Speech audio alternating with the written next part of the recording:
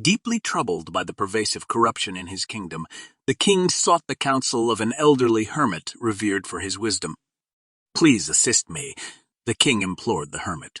"My kingdom is overflowing with dishonest men. I need to discern who among my courtiers are honorable and who are not." The hermit requested the king to wait as he retired into his simple abode to prepare a unique brew. Upon his return, he handed the king a large earthenware pot. "Your Majesty," the hermit explained, "this jar contains a magical potion. To separate the corrupt from the virtuous, invite each of your courtiers to drink from this potion. Upon consumption, the corrupt ones will sprout horns on their forehead. The greater the corruption, the bigger the horns." Armed with the magical potion, the king returned to his castle. He immediately threw a grand banquet for all the courtiers, instructing the servants to pour a glass of the potion for each attendee. Unaware of the potion's properties, everyone consumed it.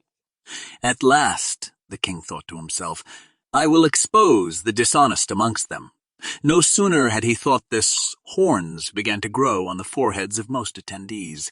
"Frauds!" he reproached them. "You corrupt people, feigning to serve the kingdom, you have only served yourselves. Your horns tell me who you are. You have no place in my kingdom." After the king finished his rebuke, a servant quietly handed him a glass. Believing it to be wine, he took a hearty gulp.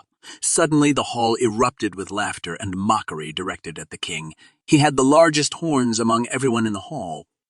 This story reminds me a lot of what Jesus says in the Bible in Matthew 23:1-3 and Luke 6:46. He's always calling out people who act all high and mighty but don't actually follow the good they preach. Like the king in our story, they tell others to be honest and pure, but they themselves are far from it. So the real deal here is to be real with ourselves before we start judging others. If we talk the talk, we've got to walk the walk too. It's all about living up to our words, being genuine, and, most importantly, keeping our own backyard clean before we start complaining about the mess in others. It's like looking in the mirror before you walk out the door.